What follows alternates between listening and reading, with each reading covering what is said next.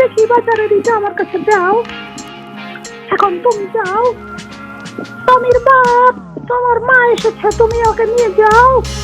হ্যাঁ মা, তুমি এসেছো। তুমি কোথায় গিয়েছিলে? তোমাকে আমি সারা বাড়ি খুঁজে বেড়াচ্ছি মা। তোমাকে আমরা কত ভালোবাসি। তুমি এই বৃদ্ধ বয়সে কেন তুমি বাজারে যাও এবং তুমি এত কষ্ট করো কেন? বাবা, কষ্টটা না করতে পারলে আমার তো ভালো লাগে না। তুই কি বুঝবি? তুই তো আমাকে খুব ভালোবাসিস। অবশ্যই আমি জানি তুই আমাকে অনেক ভালোবাসিস।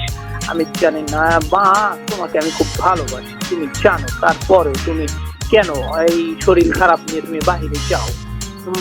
আমিও বলেছি আম্মাকে যে সে যেন বাহিরে না যায়, সে যেন বাড়িতে থেকে সুন্দর করে রেস্ট নেয়।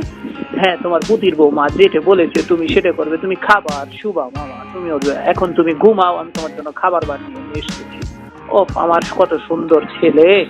চাই মার জন্য কিছু খাবার তৈরি করি, মার জন্য দেখি স্পেশাল কিছু চিকেন তৈরি করি। স্পেশাল চিকেন আমার মাকে খুব ভালো লাগে। মার দাঁত নাই যে তোমার এগুলোতে চিড়ে চিড়েই করি।